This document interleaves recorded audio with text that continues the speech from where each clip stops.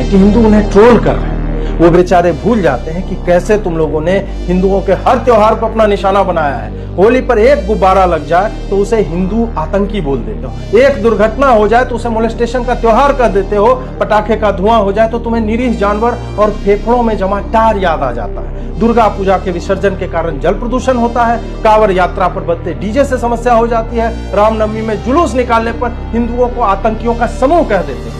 बहुसंख्यक हिंदू सहता रहता है क्योंकि वो अपना उत्तरदायित्व जानता है। वो अपने ही सामूहिक रोष से डरता है कि यदि वह उठ खड़ा हुआ तो दृश्य कितना भयावह हो सकता है। वो डरता है कि ट्रेन के डब्बे में आग लगाने के बाद क्या हुआ था, दिल्ली में 2020 में क्या हुआ था। वह स्वयं के ही उग्रता से डरता है, इसलिए प्रतिकार नहीं करता, जिसे तुम कायरता समझ लेते हो। वो तुम्हारे नमाज के ट्रैफिक में फंसता है, वो तुम्हारे सार्वजनिक पशु हत्या और उसके चमड़ी रक्त हथड़ियों को फैला देख करके सहन करता है। वो तुम्हारे बाइक स्टंट को सहता है, वह तुम्हारी वैश्विक बमबाजी को सहता है और तुम्हारे साथ ही कहता है कि आतंक का कोई मजहब नहीं होता।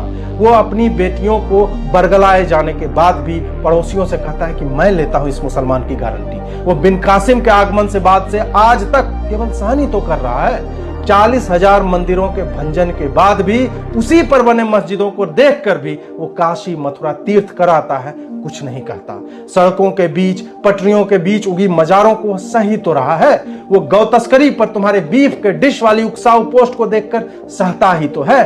उस समय से डरो, उस समय से डरो जब उसकी सहनशीलता समाप्त हो जाएगी, क्योंकि अंग्रेज आकर चले गए, हम ईसाई ना हुए। मुगल आकर चले गए, हम 125 करोड़ जो है जीवित हैं। हमारे धैर्य की परीक्षा मत लो। जो इतिहास नहीं लिखा गया है उसे समझो।